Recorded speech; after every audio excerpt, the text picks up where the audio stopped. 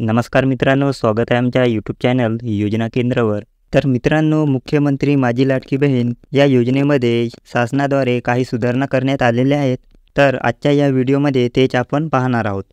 तर चला मित्रांनो, व्हिडिओला सुरू करूया. जर तुम्ही चॅनलवर नवीन असाल तर आमच्या चॅनलला सबस्क्राईब करा. असेच प्रकारचे व्हिडिओ नवीन अपडेट्स आम्ही तुमच्यासाठी घेऊन येतो. तर मित्रांनो, 12 जुलै 2024चे हे GR आहे. मुख्यमंत्री माझी लाडकी बहीण या योजनेच्या अंमलबजावणीमध्ये सुधारणेसह व्याप्ती वाढवण्याबाबतचे हे GR आहे. तर नेमके काय आहे शासनाचे निर्णय, तर चला पाहूया आपण. मुख्यमंत्री माझी लाडकी बहीण या योजनेच्या अंमलबजावणी प्रभावीपणे व सुलभतेने होण्यासाठी खालील बाबींची स्पष्टता करण्यात येऊन त्यास मान्यता देण्यात येत आहे. तर यामध्ये पहिले बदल म्हणजे असे की कुटुंबाची व्याख्या यामध्ये सांगण्यात आलेली आहे. तर काय आहे कुटुंबाची व्याख्या, तर सदर योजनेसाठी कुटुंबाची व्याख्या खालीलप्रमाणे राहणार आहे. कुटुंब याचा अर्थ पती, पत्नी व त्यांचे अविवाहित मुले किंवा मुली. या प्रकारे यामध्ये कुटुंबाची व्याख्या सांगण्यात आलेली आहे. नंतर यामध्ये नवविवाहित महिलेच्या बाबतीत तिचे नाव रेशन कार्डवर लगेच लावणे शक्य होत नाही. त्यामुळे विवाह नोंदणी प्रमाणपत्र असलेल्या अशा नवविवाहित महिलेच्या पतीचे रेशन कार्ड हे उत्पन्न दाखला म्हणून ग्राह्य धरण्यात यावा, असे प्रकारे यामध्ये सांगण्यात आले. म्हणजेच जर कोणी नवविवाहित महिला असेल, म्हणजे जिचे लग्न आताच झालेले असेल, तिचे नाव रेशन कार्डवर राहत नाही, अशा वेळेस ती महिला आपल्या पतीचे रेशन कार्ड उत्पन्न दाखल्याच्या ऐवजी देऊ शकते. मात्र तिच्याकडे विवाह नोंदणी प्रमाणपत्र असणे गरजेचे राहील.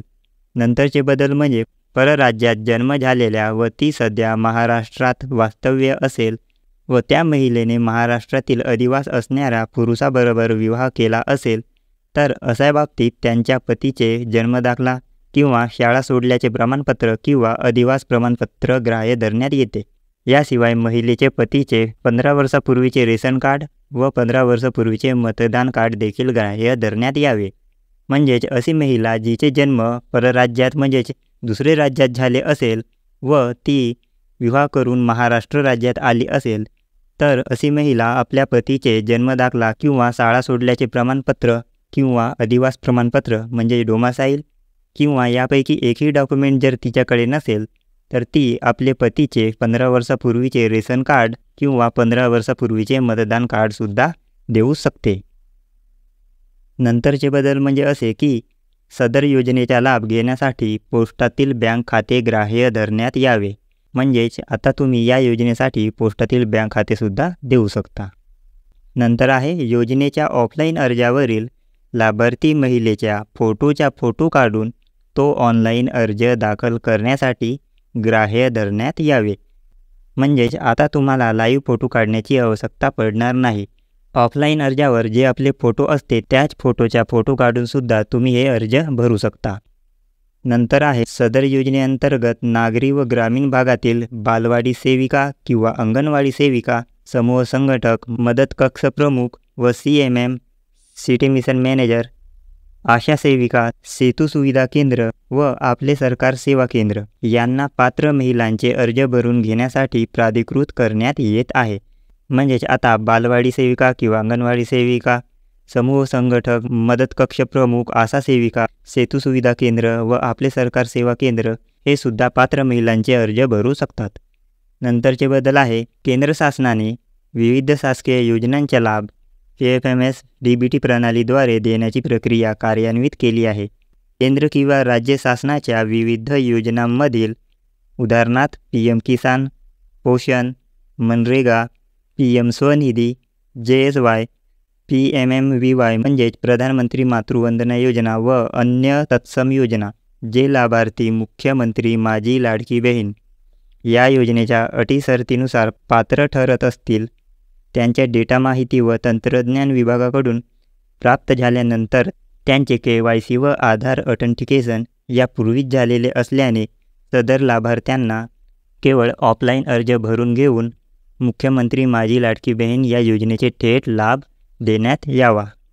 तर खूप महत्त्वपूर्ण बदल यामध्ये करण्यात आलेला आहे. नंतर गाव पातळीवर ग्रामसेवक, कृषी सहाय्यक, तलाठी, अंगणवाडी सेविका, ग्राम रोजगार सेवक व अन्य ग्रामस्तरीय कर्मचारी यांची ग्रामस्तरीय समिती स्थापन करण्यात यावी. सदर समितीचे संयोजक ग्रामसेवक व सदस्य सचिव अंगणवाडी सेविका राहतील. समितीने सदर योजनेसाठी गाव पातळीवर शिबिर आयोजित करून त्यामध्ये ऑनलाईन तसेच ऑफलाईन या दोन्ही पद्धतीने लाभार्थ्यांची नोंदणी करण्यात यावी.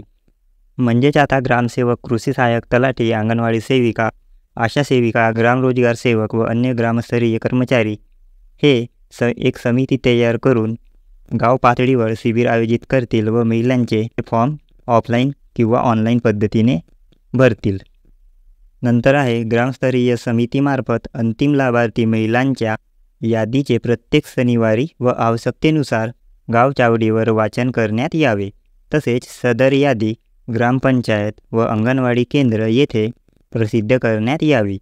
सदर प्रसिद्ध करण्यात आलेल्या यादीवर हरकत प्राप्त झाल्यास त्यांचे निराकरण करण्यात यावे. तसेच द्विरुक्ती टाळण्यात यावी, म्हणजेच डुप्लिकेशन टाळण्यात यावे. म्हणजेच गाव पातळीवर जे समिती तयार करण्यात येणार आहे त्या समितीमार्फत अंतिम लाभार्थी महिलांचे यादी हे प्रत्येक शनिवारी व आवश्यकतेनुसार गाव चावडीवर वाचन करून सांगण्यात येईल. नंतर आहे नागरी व ग्रामीण भागातील बालवाडी सेविका किंवा अंगणवाडी सेविका, NULM यांचे समूह संघटक, मदत कक्ष प्रमुख, CMM, आशा सेविका, सेतू सुविधा केंद्र, अंगणवाडी पर्यवेक्षिका, ग्रामसेवक व आपले सरकार सेवा केंद्र यांना लाभार्थ्यांची अंतिम यादी प्रसिद्ध झाल्यावर एकूण पात्र लाभार्थ्यांचे अर्ज सादर केल्याप्रमाणे आणि सदर ऑनलाईन ॲप किंवा पोर्टलवर प्रति यशस्वी पात्र लाभार्थींचे नोंद झाल्यावर 50 रुपये प्रति याप्रमाणे प्रोत्साहन भत्ता देण्यात येत आहे.